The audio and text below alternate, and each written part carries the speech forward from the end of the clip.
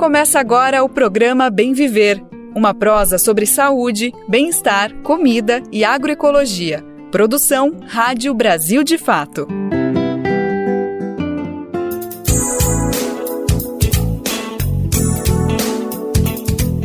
E hoje é terça-feira, dia 1º de outubro de 2024, mês novo, e com ele uma nova edição fresquinha e inédita do Bem Viver, uma produção do Brasil de Fato. Como você sabe, na próxima 1 hora, nosso objetivo é pôr em pauta todas as questões fundamentais para pensar uma sociedade mais justa e igualitária para todo mundo, rumo ao nosso bem viver. Por isso a gente fala assim de agroecologia, saúde, alimentação, cultura e, é claro, sem deixar de lado também as notícias do dia a dia. A gente fala assim sobre política, economia, política internacional, mundo do trabalho, tudo isso cabe no nosso bem viver. Meu nome é Lucas Weber, eu tô contigo nessa boa prosa que tá começando agora. Se liga nos destaques que a gente preparou para a edição de hoje. Cardápio de ideias para políticas alimentares nas cidades. Vamos conhecer essa iniciativa que atua em diversas regiões do país. Pesquisadores alertam que a pavimentação da BR-319 na Amazônia afeta áreas preservadas e pode agravar crise climática. Seca no norte e temporais no sul. Efeitos das mudanças climáticas seguem castigando o país. Registro de queimadas em setembro é 30% maior que a média do mês. Breakdance. Saiba como os jovens estão reinventando a dança e a arte em Cuba. Esses são alguns, mas são vários os destaques do programa de hoje. Bora lá que ele só está começando. Desde 2023, pesquisadores de diferentes universidades e instituições de pesquisa estão articulando um projeto que identifica e analisa experiências de ativismo alimentar e politização da alimentação em capitais e regiões metropolitanas do nosso país. O objetivo é produzir evidências que subsidiem gestores públicos e lideranças sociais na produção de novas políticas e estratégias alimentares. A gente está falando do cardápio de ideias para políticas alimentares nas cidades. Nosso repórter Afonso Bezerra conversou com um dos responsáveis por tudo isso, que é o professor Paulo André Linhardelli. Ele é doutor em Ciências Sociais e em Desenvolvimento e atua nos programas de pós-graduação em Sociologia e Desenvolvimento Rural, isso na Universidade Federal do Rio Grande do Sul. Vamos conferir mais então o papo dos dois agora. Paulo, inicialmente eu queria te agradecer aqui pela presença no nosso programa, um prazer tê-lo aqui com a gente, e também queria te pedir para você fazer uma breve apresentação sobre a sua trajetória, né? O que é que você pesquisa exatamente, qual é o tema, as instituições e o alcance desse estudo que você está participando aí, coordenando, pensando na questão da alimentação nas cidades, né? Meu nome é Paulo Niederle, sou professor do Departamento de Sociologia da Universidade Federal do Rio Grande do Sul. Em relação a essa pesquisa, esse documento, eu coordeno um projeto de pesquisa com financiamento do CNPq, que vem tentando já há 2 anos identificar como que as estratégias de ativismo alimentar protagonizadas pela sociedade civil, em vários âmbitos, elas dialogam com processos de inovação em políticas alimentares no âmbito das cidades, das capitais. Então, o documento ele foi elaborado por um grupo de pesquisadores de várias universidades, foi uma rede de universidades do Brasil e também contou com parcerias com o Instituto Comida do Amanhã, por meio do laboratório que eles têm focando em políticas alimentares. E a gente analisou experiências tanto da sociedade civil quanto de governos em 9 regiões metropolitanas do Brasil, para tentar captar uma maior diversidade possível. O melhor seria conseguir fazer essa pesquisa em todas as capitais, em todo o país, mas a gente não tem recursos para isso. Mas a gente então analisou Porto Alegre, Curitiba na região sul, São Paulo, Rio de Janeiro, Minas Gerais no sudeste, Manaus e Belém no norte, e Natal e São Luís na região nordeste. Foram escolhidas por conta do histórico de algumas cidades, como Belo Horizonte e Curitiba, que têm políticas consolidadas de alimentação, de segurança alimentar e nutricional, Outras por conta do protagonismo da sociedade civil, principalmente esse tema emergiu muito após a pandemia. Muita gente acompanhou o caso das cozinhas solidárias, por exemplo, como essenciais por conta do avanço da fome, tanto por conta da pandemia, e também, talvez até principalmente, pelo desmantelamento das políticas públicas de segurança alimentar durante o governo Bolsonaro. Então, essas experiências que emergiram a partir da sociedade civil, elas nos trazem muitos ensinamentos que podem ser incorporados pelas prefeituras municipais, e aqui para nós é um tema muito importante, colocar o tema das cidades e dessa escala municipal, porque, em geral, há uma desresponsabilização das prefeituras e dos municípios com o tema da alimentação, como se não fosse responsabilidade das cidades pensar políticas alimentares, como se fossem temas de responsabilidade exclusivamente de outros âmbitos federativos. Tanto é que a gente, infelizmente, viu, ao longo da pesquisa, um número muito pequeno de políticas alimentares no âmbito municipal, nessas cidades. E o objetivo do documento foi exatamente esse: suscitar e mostrar, olha, existem experiências, essas experiências ainda são muito localizadas, algumas já incorporadas em políticas públicas, outras apenas da sociedade civil, mas que podem dialogar com políticas públicas, para que os candidatos agora pensem nos seus programas de governo em como vão tratar dessas questões. Uhum. Antes de entrar no menu completo lá do cardápio, né, todo sumário, eu queria te fazer uma pergunta muito mais assim, de âmbito muito mais pessoal, né, assim, de uma análise de conjuntura que você faz aí individualmente mesmo, do que propriamente a base da pesquisa. A gente está aí no processo eleitoral, eu queria entender como é que você avalia, né, observa, no geral, né, no Brasil como um todo, a incorporação desses temas de políticas alimentares nas campanhas políticas, né, pelos partidos, pelas candidaturas. É um tema presente nas campanhas, esse combate à fome, né, tratado aí por diversos eixos, tem sido relevante, tem ganhado espaço ou ainda está muito insuficiente? Tem ganhado espaço, mas um espaço muito pequeno.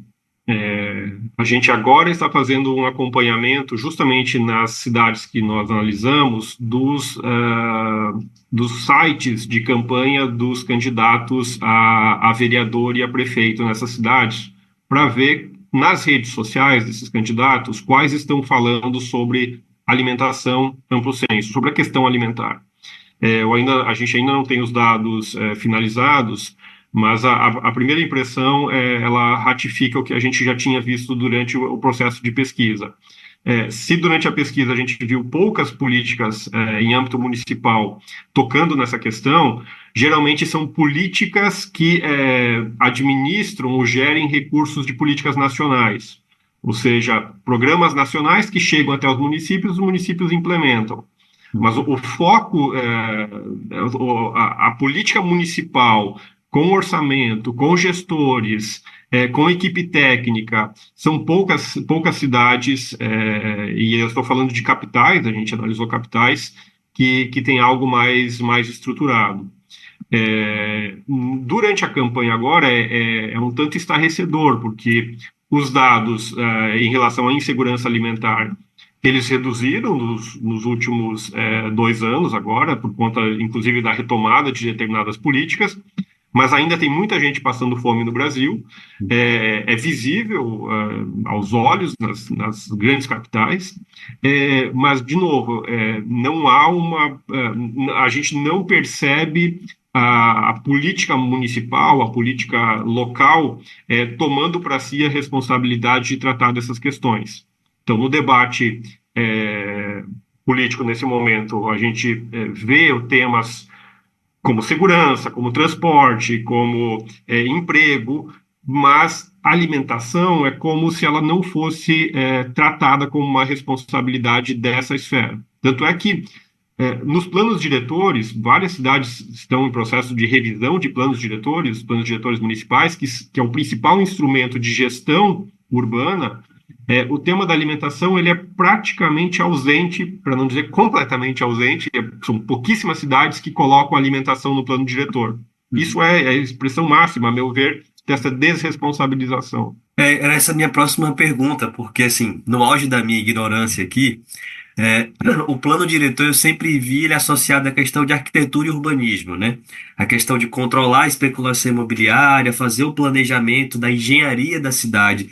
Mas eu queria entender um pouco mais como é que a alimentação ela pode entrar aí como um tema concreto, real de um plano diretor, né? A gente primeiro tem que, claro, é planejamento urbano de uma perspectiva mais ampla. Então, vai desde, e o que geralmente é o foco prioritário, porque envolve muitas questões econômicas por trás, que é o acesso, que é a distribuição fundiária, onde pode, onde não se pode, o que se pode construir. Mas tem uma questão das vias, do transporte, de mobilidade, etc. O que a gente tem visto quando o tema da alimentação entra nos planos diretores, ele entra muito pelo aspecto da gastronomia associada à revitalização de áreas e geralmente num processo de gentrificação. Então, é um tipo específico de entrada que está muito distante de uma entrada que torna a cidade um elemento fundamental para a gente repensar o acesso a alimentos saudáveis, sustentáveis, de uma maneira justa, enfim. Então, já que você tocou no tema da arquitetura e do urbanismo, hoje em dia a gente está muito claro que tratar do acesso à alimentação tem a ver, por exemplo, com a distribuição dos alimentos nas diferentes áreas da cidade. Se fala muito em desertos e pântanos alimentares. Ou seja, tem muitas áreas, inclusive há mapeamentos agora sobre isso ocorrendo no Brasil. Muitas áreas em que as pessoas não conseguem encontrar alimentos saudáveis por preços justos.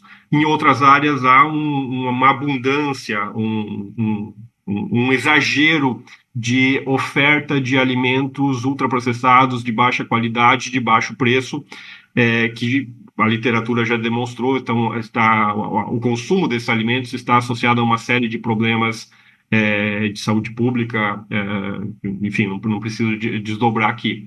Então, o problema quando a gente separa as duas coisas, alimentação e planejamento urbano, é precisamente esse. Uma das coisas que a gente chama atenção no documento não se trata simplesmente também de colocar uma feira, um restaurante popular, ou mesmo incentivar pequenos negócios alimentares em qualquer área da cidade.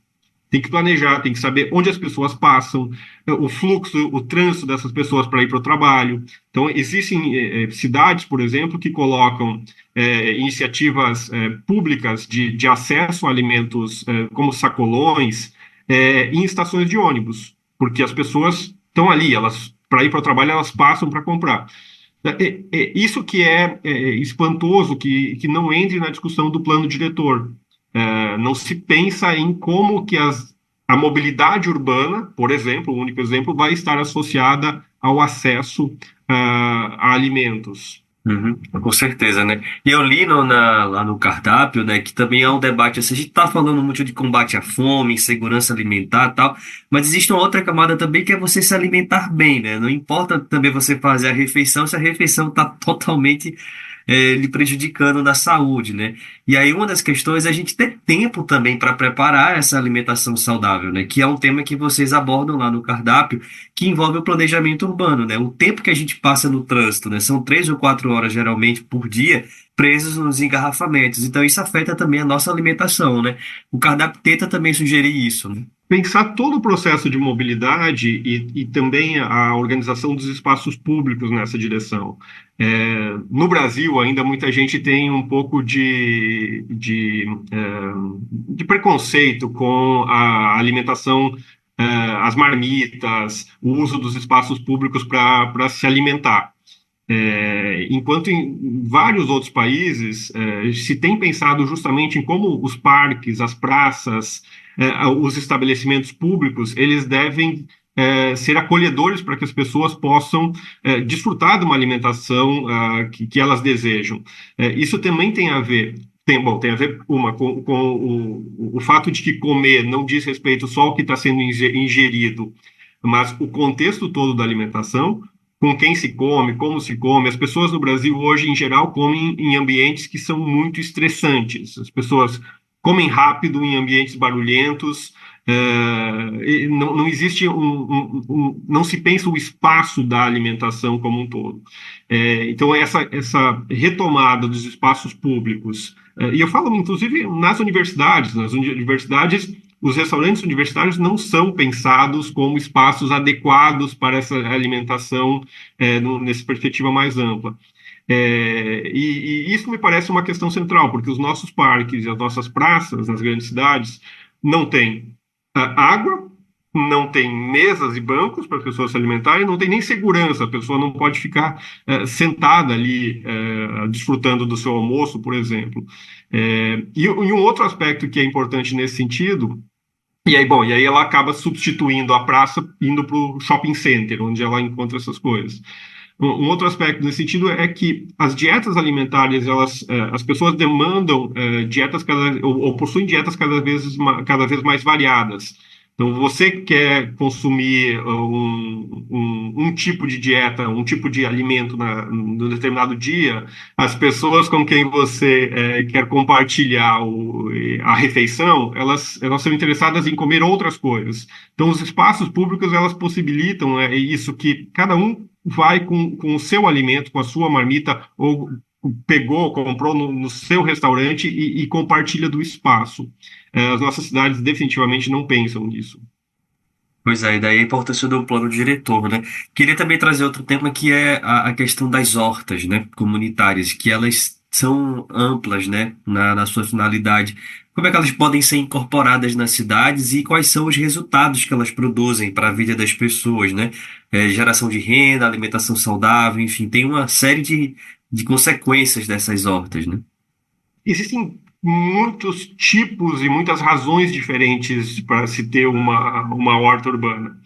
Em alguns casos, em algumas cidades, elas têm tido uma importância econômica, do ponto de vista de abastecer com alimentos saudáveis uma população em situação de vulnerabilidade, e a falta daquele alimento seria muito grave para aquelas pessoas. Em outros casos, elas servem, além da alimentação, e muitas vezes esse nem do acesso ao alimento, elas servem como espaços de reconexão com a natureza, digamos assim. Tem um efeito, as hortas urbanas como um elemento importante em termos de um efeito terapêutico nas cidades. A gente vê muitos idosos, por exemplo, que tem naquele espaço da horta urbana uma atividade de lazer, de reconexão social, inclusive não só aí com a natureza, mas com as outras pessoas que vão ali trabalhar. Então, essa dimensão da alimentação, para além da ingestão de alimentos, para além do consumo especificamente, mas como espaço de sociabilidades. Uhum. Chamou minha atenção, assim, já para a gente caminhar um pouco para o final, um trecho lá que vocês mencionam a questão dos mercadinhos de bairros, né, dos locais. E eu tenho acompanhado um pouco a distância, assim, tentando entender um pouco mais esse assunto, que na França, por exemplo, algumas cidades têm feito protestos contra esses grandes varejistas, né, pelo impacto ambiental, econômico e, enfim, social que eles causam. Aqui no Brasil, a gente vê o movimento inverso, né? As cidades, muitas vezes, dão incentivos fiscais para esses grandes varejistas, né? Qual o risco disso para a nossa saúde, para a nossa alimentação, né? Essa decisão política de priorizar muito mais o grande varejo do que essas feiras, né, livres dos territórios, os mercados públicos e os tradicionais mercadinhos de bairro, né? Qual é o efeito disso para a nossa saúde, para a nossa alimentação? O Brasil ainda está andando numa determinada direção que outros países já fizeram a meia volta, estão repensando.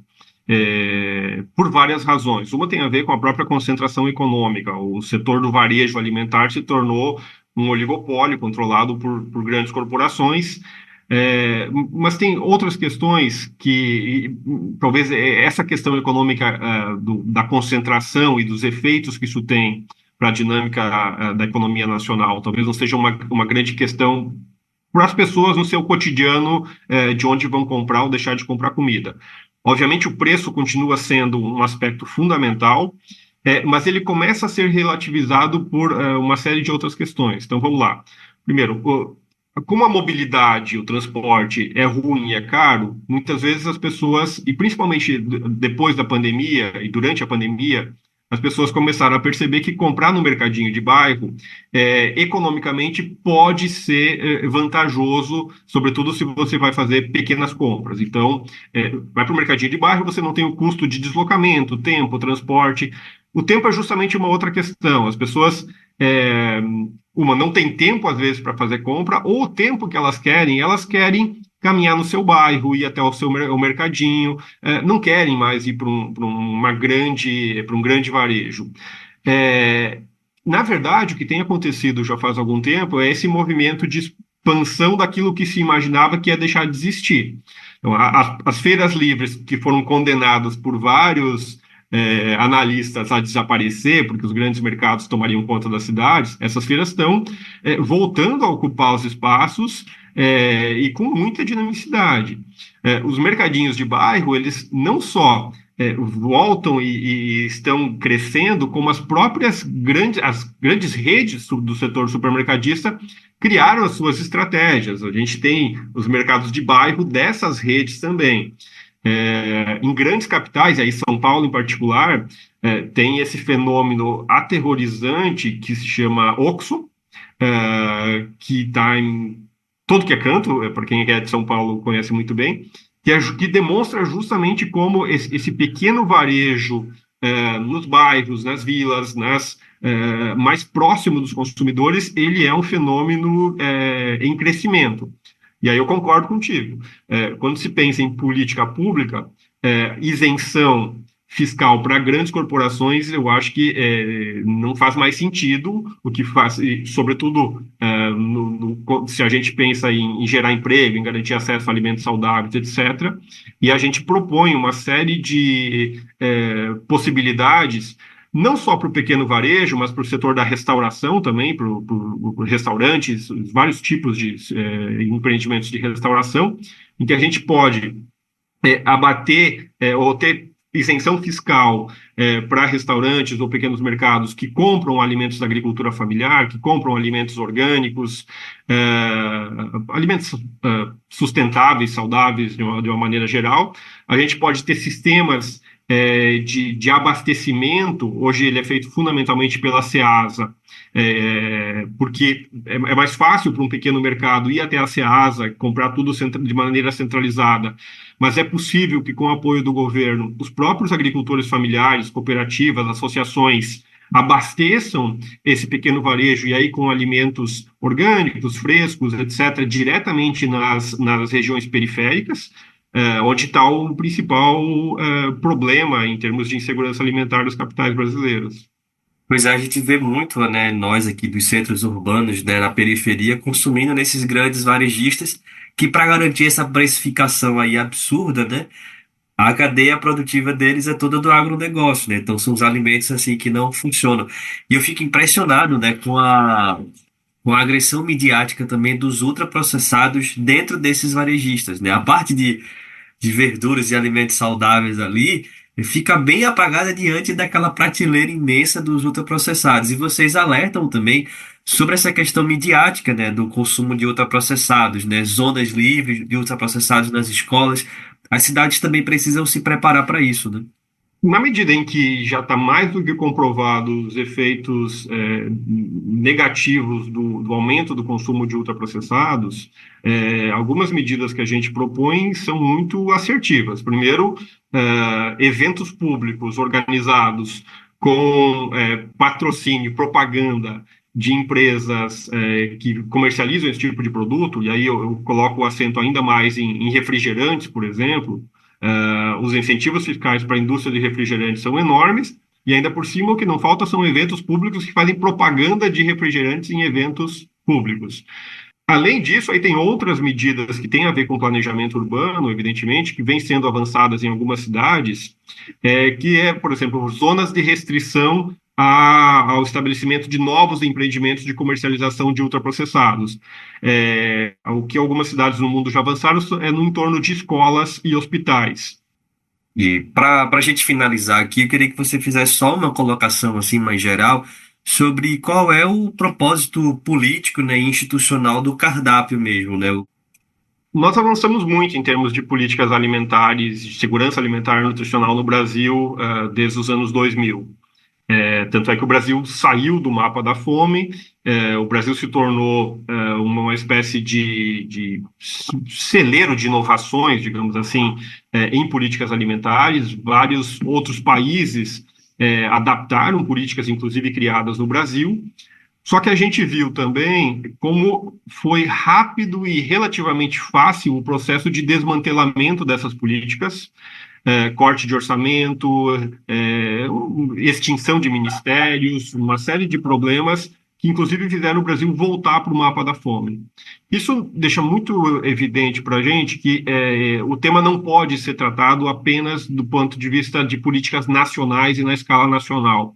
Ele precisa ser incorporado com uma responsabilidade, obviamente, dos estados também, mas chegar ao nível municipal. Então, esse foi o nosso objetivo, chamar a atenção que, num contexto eleitoral de renovação da política em nível municipal, os candidatos e, obviamente, os governadores e governadoras, os prefeitos e as prefeitas que forem eleitos, os vereadores, precisam dar atenção para o tema da alimentação no âmbito das cidades também.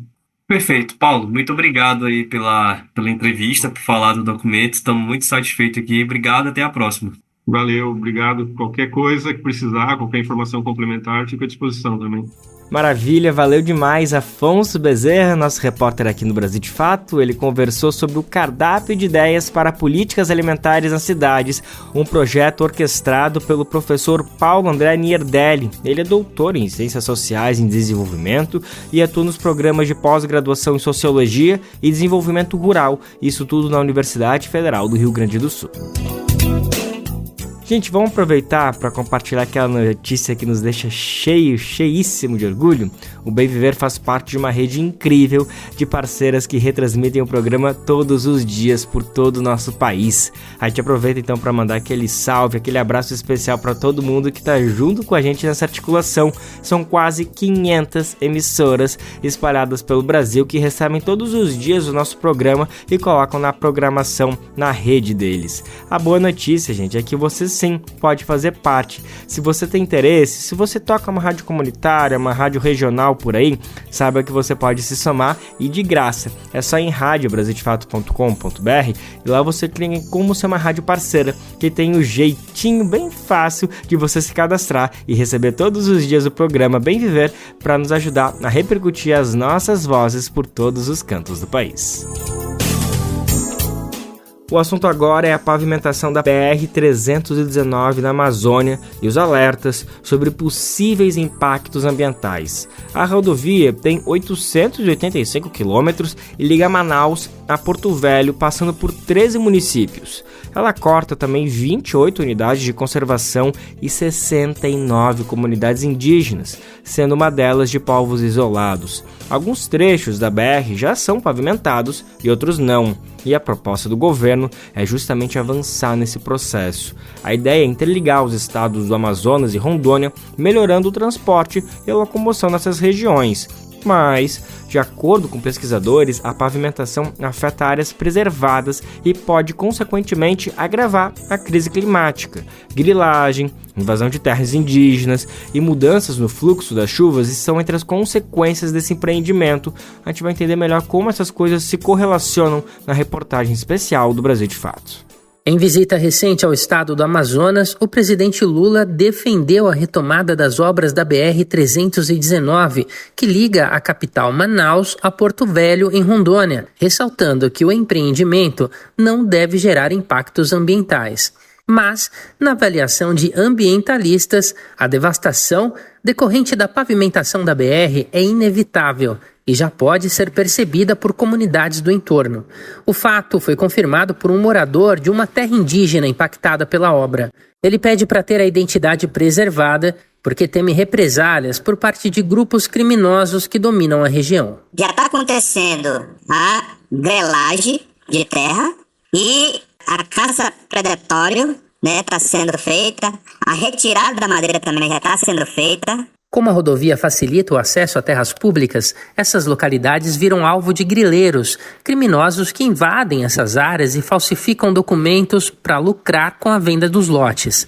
Isso sem falar no dano ambiental, com soterramento de nascentes, como denuncia o morador de outra terra indígena, que também prefere não se identificar. Também prejudica a nascente dos igarapés. As nascentes dos igarapés estão todas soterradas. Tanto na BR, na rodovia, né? Quem passou lá, muitas pessoas passaram lá, dizem que tem igarapés todos soterrados. De acordo com um levantamento apresentado pelo biólogo Lucas Ferrante, pesquisador da USP, a Universidade de São Paulo, e da UFAM, a Universidade Federal do Amazonas, são 57 igarapés soterrados na área afetada pela rodovia.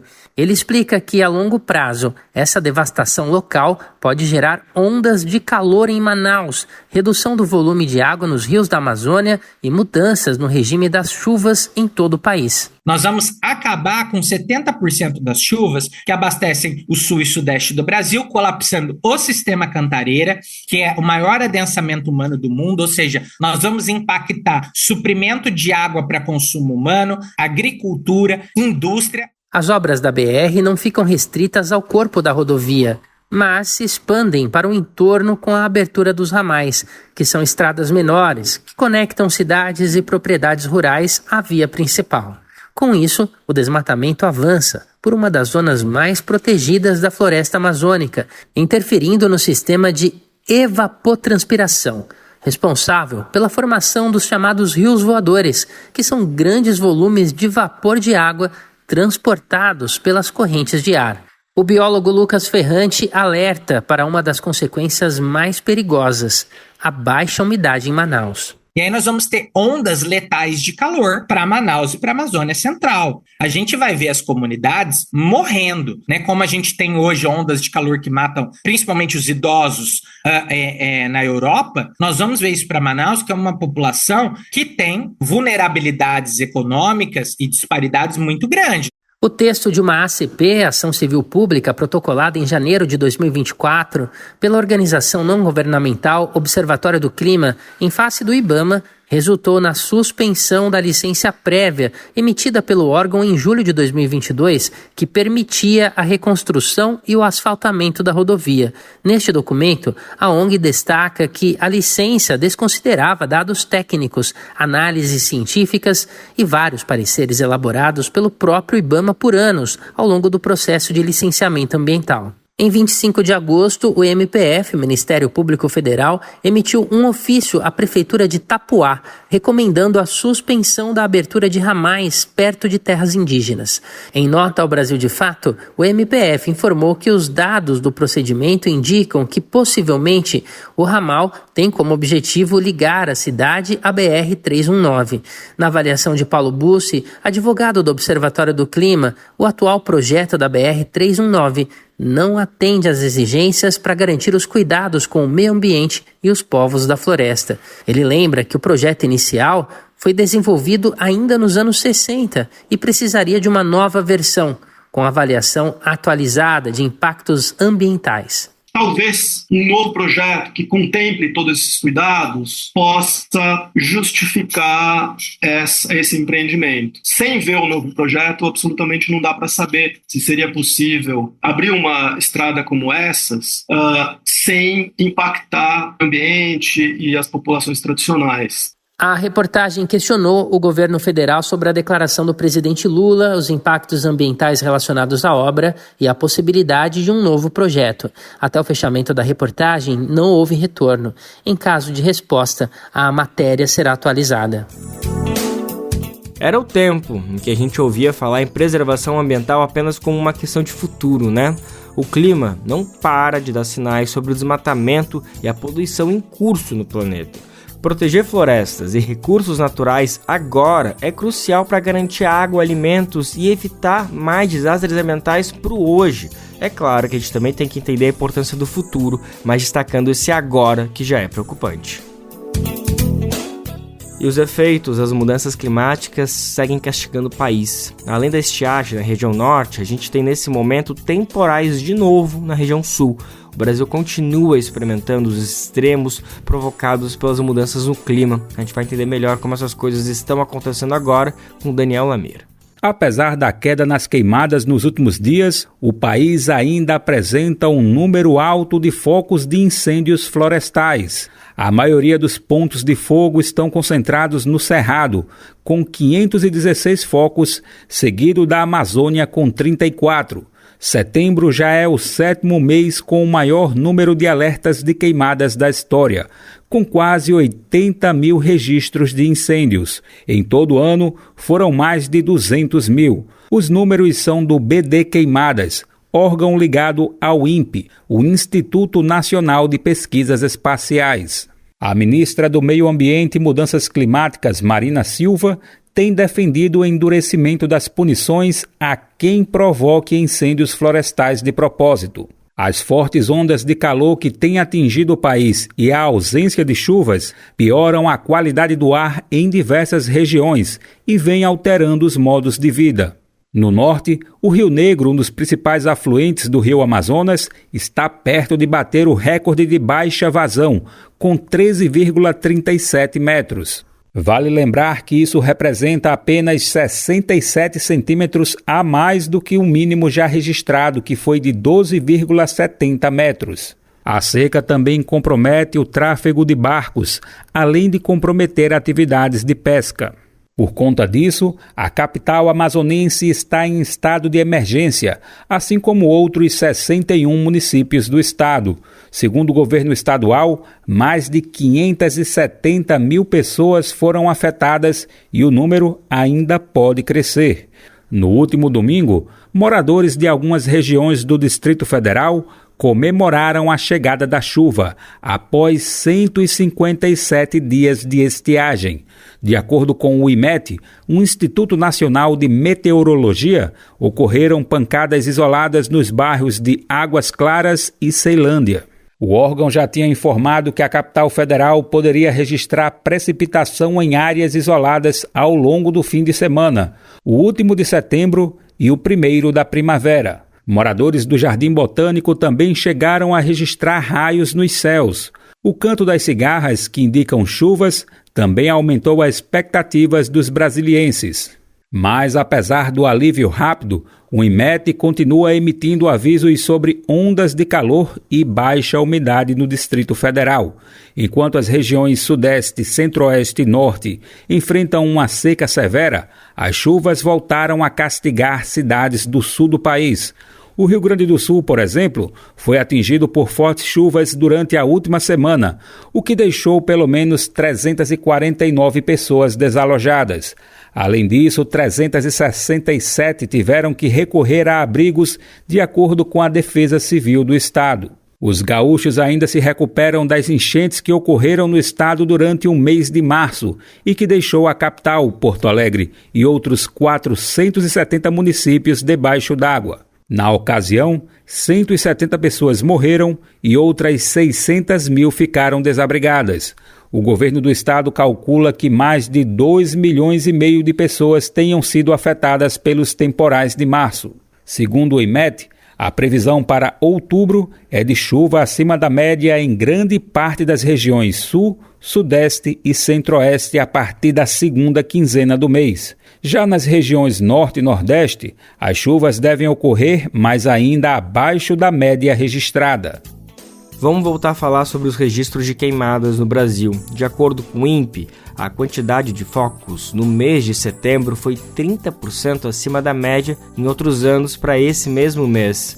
A previsão é de 2024 tenha o maior número desde 2010. Vamos saber mais com Douglas Matos. Dados do programa Queimadas do INPE, o Instituto Nacional de Pesquisas Espaciais, já colocam 2024 como um dos anos com maior quantidade de focos de queimada na última década. Setembro já contabilizou mais de 80 mil focos, cerca de 30% acima da média histórica registrada desde 1998 pelo INPE. Mesmo que a quantidade de focos não extrapole as médias históricas nos últimos 3 meses do ano, 2024 terá o maior número de focos desde 2010, quando o Brasil teve cerca de 319 mil registros. Os dados indicam que essa média pode ser superada, já que o mês de setembro teve aumento de 311%, passando de 18 mil focos em 2023 para 70 mil em 2024.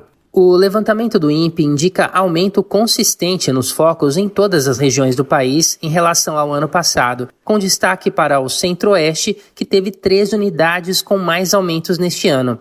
Mato Grosso do Sul, com cerca de 600% e mais de 11.900 focos em 2024. O Distrito Federal com 269%, ainda que com apenas 318 focos. E Mato Grosso com 217% e mais de 45 mil focos, se tornando o estado com maior número no país neste ano, ultrapassando o Pará.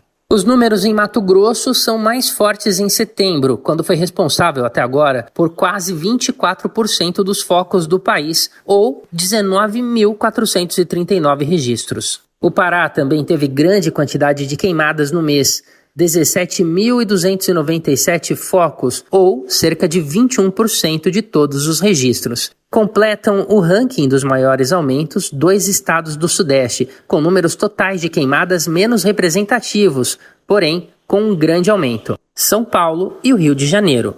O aumento para os paulistas foi de 428% em setembro, com 7.855 focos ativos. No Rio, a alta foi de 184%, ou 1.074 focos. Em São Paulo, grande parte desses focos esteve concentrada em setembro, quando o estado registrou mais de 2.400 focos ativos, o que representa 3% das ocorrências em todo o território nacional. Desde o começo das medições, o país teve mais de 300 mil focos em apenas 6 anos: 2002, 2003, 2004, 2005, 2007 e 2010. Neste ano de 2024, caminha para a volta dessa marca. Com seus 208 mil focos registrados, está atrás somente dos totais de 2020, na época com 222.797 focos, e também o ano de 2015, que teve 216.778, considerando apenas os últimos 10 anos. Provocar queimadas criminosas diante da crise climática é como queimar a própria casa para fazer uma fogueira. O que se busca como solução imediata, ou crime, é literalmente destruir a própria moradia. Parece óbvio, mas é necessário lembrar: sem um lar, a humanidade não pode existir.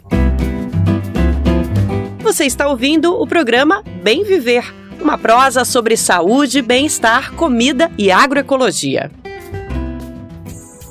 E agora a gente compartilha um recadinho, gente, que vem do fundo do coração de toda a equipe do Brasil de Fato. A gente precisa da sua colaboração para continuar produzindo conteúdo de qualidade com todo o rigor jornalístico que você já conhece e confia. Nosso trabalho é e sempre será trazer a visão popular dos fatos, tanto no Brasil quanto no mundo. E você pode nos ajudar por meio do nosso Apoie-se, contribuindo com o valor que for possível, que estiver no seu alcance. Assim você se junta a quem luta contra a desinformação e constrói um futuro melhor para todo mundo. É fácil, gente. Vai em apoie-se/Brasil de Fato. O link é apoia.se/Brasil de Fato. Lembrando que esse endereço também está disponível na descrição desse episódio na plataforma de podcast. Tamo junto, hein? E agora a gente fala de um alerta feito por lideranças e organizações da causa indígena no país. É que a Justiça decidiu pelo pagamento de indenização a fazendeiros que ocuparam a terra indígena dos Kaiowá-Guarani, isso no Mato Grosso do Sul. Você deve se lembrar, né, que a gente falou sobre esse tema algumas vezes nessas últimas semanas. O caso é a terra indígena Yanderu-Maragatu, na região do município de Antônio João, no Mato Grosso do Sul. A decisão do STF, o Supremo Tribunal Federal, foi tomada na intenção de parar o conflito no território, mas a medida vai custar 146 milhões de reais aos cofres públicos a serem pagos para os fazendeiros. Parte da indenização será feita pelas benfeitorias realizadas nos imóveis, o que está previsto na Constituição. Esse valor é de 28 milhões de reais. Só que a outra parte, que é bem maior, se refere ao chamado valor da terra nua. E esse é um índice que considera a capacidade produtiva da terra, que renderá 118 milhões de reais a esses fazendeiros. O CIMI, que é o Conselho Indigenista Missionário, considera inconstitucional a indenização pela terra nua. A organização cita uma decisão do ministro Alexandre de Moraes de 2017. Já o secretário executivo do Ministério dos Povos Indígenas, Eloy Terena, defendeu o acordo com uma solução rápida. De acordo com ele, serviu para devolver o território aos Guarani Kaiowá e acabar com essa violência na região. A deputada Célia Chacriabá expressou cautela sobre o pagamento dessas indenizações. Ela questionou os impactos políticos e financeiros para as futuras demarcações. Bom, gente, quem quiser se aprofundar e entender melhor o que está em jogo, a matéria completa está lá no nosso site, brasildefato.com.br. Foi escrita pelo nosso repórter em Brasília, Leonardo Fernandes, com o título Acordo no STF prevê indenização para fazendeiros deixarem terras indígenas e é criticado. Perigoso precedente. Bom, esse é o título da matéria, procura lá. Mas sobre esse assunto, a gente também conversou com Rafael Modesto. Ele é advogado do CIMI, acompanhou o julgamento no STF até a última quarta-feira em Brasília e conversou com a equipe do Central do Brasil, essa parceria do Brasil de Fato com a TVT. O jornal é apresentado pela Luana Ibelli e lá o Rafael comentou sobre o assunto. Nós acompanhamos, esse caso, eu sou assessor jurídico do CIMI, sou advogado da comunidade Guarani Kaiowá em Anderu Marangatu e acompanhamos essa audiência no Supremo Tribunal Federal. Nós estamos tomando esse caso com uma excepcionalidade que o caso merece. Carecia de uma resolução, a AGU, a União, pediu a audiência de conciliação, o ministro Gilmar Mendes convocou a todos e nós comparecemos.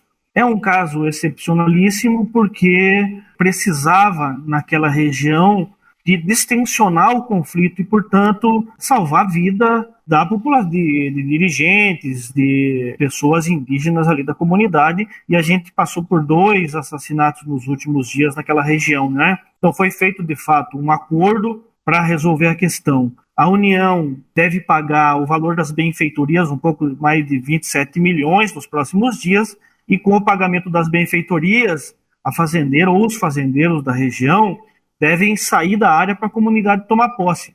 Depois desse procedimento do pagamento das benfeitorias, então, a União e o Estado do Mato Grosso do Sul vão providenciar o pagamento referente ao valor da terra nua, para pacificar, de fato, o conflito. Nós temos algumas críticas com relação a esse procedimento, portanto, por isso, justamente, Luana, e quem nos está assistindo, tomamos o caso como excepcional e não deve nortear outras conciliações, outros pagamentos, porque corremos o risco, inclusive, de beneficiar grileiro, pagar quem não deveria receber valor nenhum, que a gente está defendendo aqui com relação a esse direito que, porventura, assista aos não indígenas, o que o Supremo decidiu no ano passado em relação ao pagamento de quem tem direito, não a grileiros. O advogado do CIMI também falou sobre a previsão de pagamento das benfeitorias. Na audiência de conciliação, não ficou uma data objetivada para o pagamento das benfeitorias, o que de imediato faz com que, diante do acordo, os fazendeiros saiam, Mas ficou acordado que o mais breve possível vai ser providenciado o pagamento das benfeitorias. Depois do pagamento das benfeitorias, os ocupantes não indígenas, os fazendeiros, portanto, têm 15 dias para sair do território e entregar o território com as benfeitorias lá colocadas, erigidas, aos indígenas. Eles não vão poder destruir absolutamente nada. Então a gente aguarda que nos próximos dias, quem sabe se não fica uma data definida, mas nos próximos 15, 20 dias haja esse pagamento, ele aconteça, mais que para os fazendeiros saírem. Então, portanto, quem sabe se em 30 dias a comunidade, esperamos nós, possa tomar posse em definitivo da área. Portanto, destacar também que esse acordo revigora o processo administrativo de demarcação que estava suspenso. São 3, na FUNAI, no Ministério da Justiça, na Casa Civil, com o decreto, e esse decreto de homologação já existia. O próximo passo seria, então, o registro da terra em cartório como patrimônio da União, para usufruto daquela comunidade. O registro também na Secretaria de Patrimônio da União. Era simplesmente o que faltava. Mas esse decreto estava suspenso por decisão judicial do ministro à época Jobim, em 2005. Então são quase 20 anos que o decreto de homologação está com seus efeitos suspensos por decisão liminar de um ministro do Supremo Tribunal Federal. Gente, quem quiser conferir essa entrevista completa, está disponível no Brasil de Fato, no YouTube do Brasil de Fato. É só procurar no site pelo Brasil de Fato que você encontra fácil. E agora a gente repercute uma informação divulgada pelos meios de comunicação pelo mundo inteiro que envolve o setor do agro. É que cerca de 500 cientistas e ativistas críticos ao agrotóxico foram fichados internamente por empresas. É isso mesmo, gente. A ideia, de acordo com notícias divulgadas, seria, abre aspas, contrapor a oposição aos pesticidas, fecha aspas.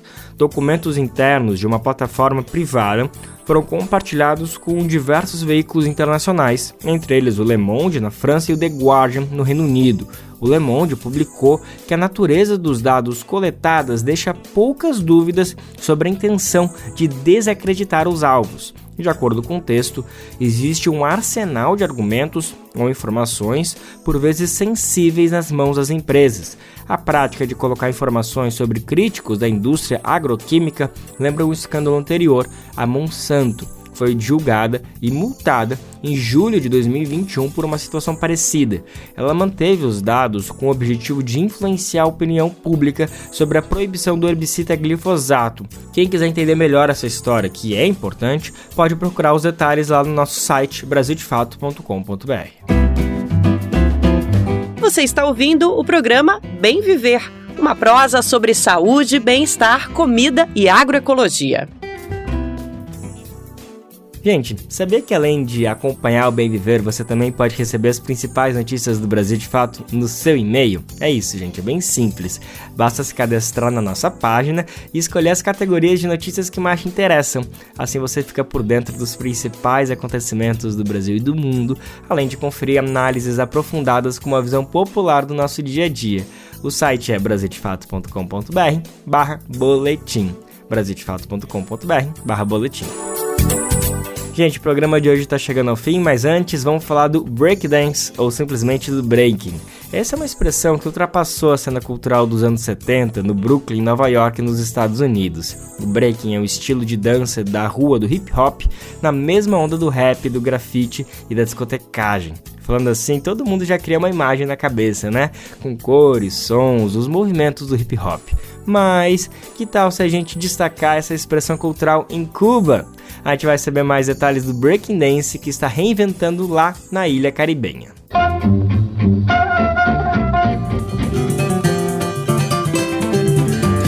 Mosaico Cultural, uma produção Rádio Agência Brasil de Fato.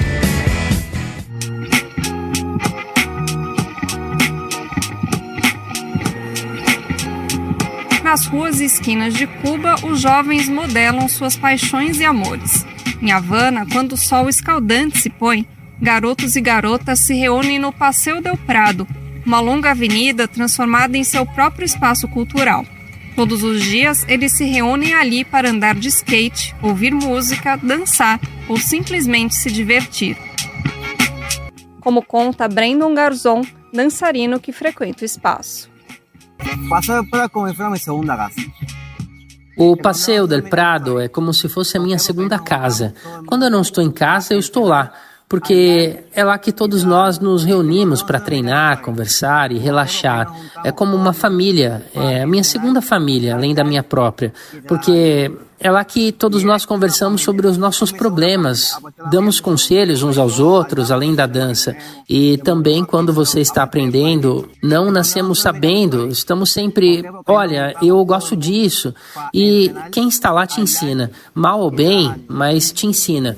Então, pelo menos, você tem uma base. E isso é uma coisa que eu admiro em Prado.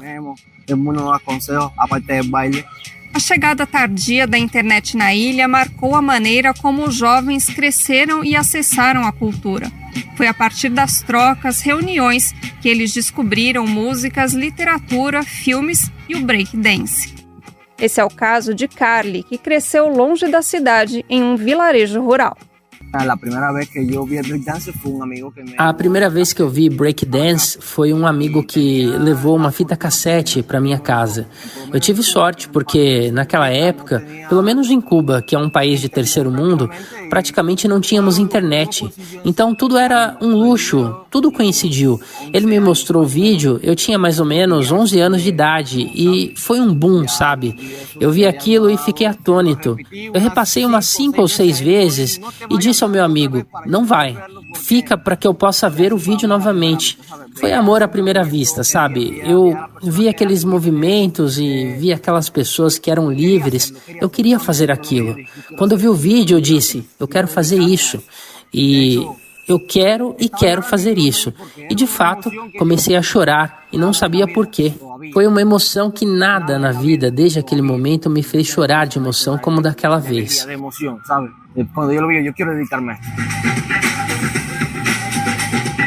Com essa energia, o breakdance se fortaleceu em Cuba. Para os b-boys cubanos, como são frequentemente chamados os jovens dançarinos de break, as condições não são fáceis. A atual crise no país, provocada sobretudo pelo bloqueio estadunidense, dificulta o acesso aos recursos necessários para um treinamento fisicamente exigente.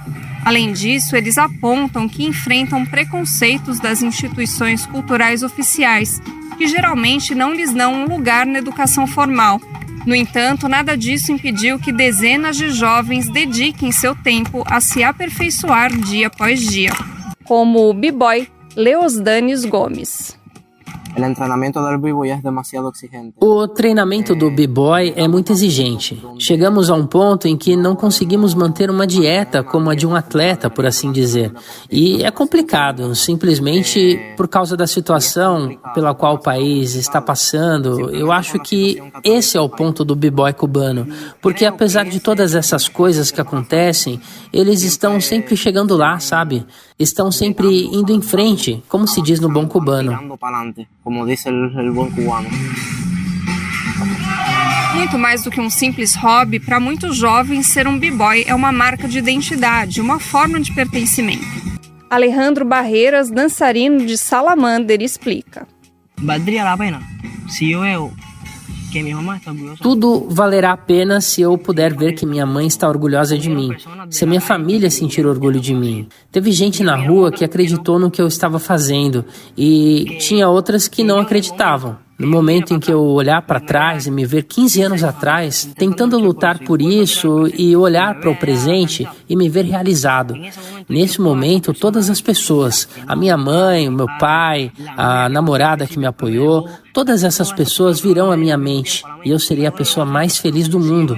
Há momentos em que você persegue algo apenas por perseguir. Você não sabe o que realmente vai fazer com ela, porque você não conhece as reviravoltas da vida. Mas se a minha mãe pudesse se orgulhar de mim, se eu pudesse ajudar minha mãe a ter uma vida mais fácil, ser grande entre os grandes e levar alegria ao povo.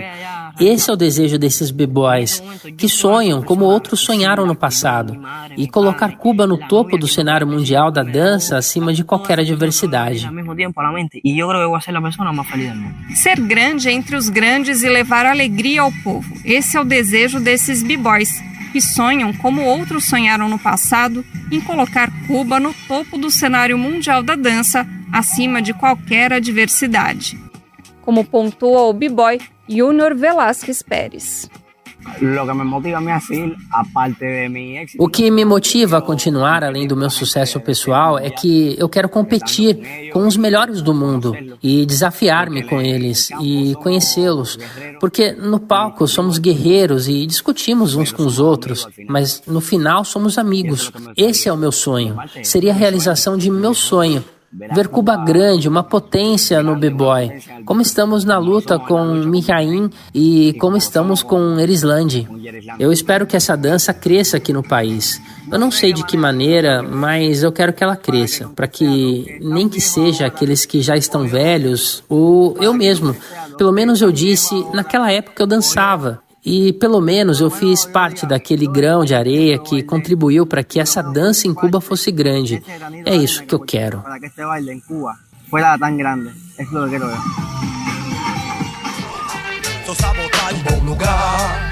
constrói com humildade. É bom lembrar, aqui eu mando sabotagem. Vou seguir sem pilantragem, vou honrar, provar. Entre o Brooklyn nos Estados Unidos e o Paseo del Prado em Cuba, puxamos o breaking aqui pro Brasil. A gente tá ouvindo agora essa boa pedida do movimento breaking do cantor e compositor Sabotage, com a música Um Bom Lugar.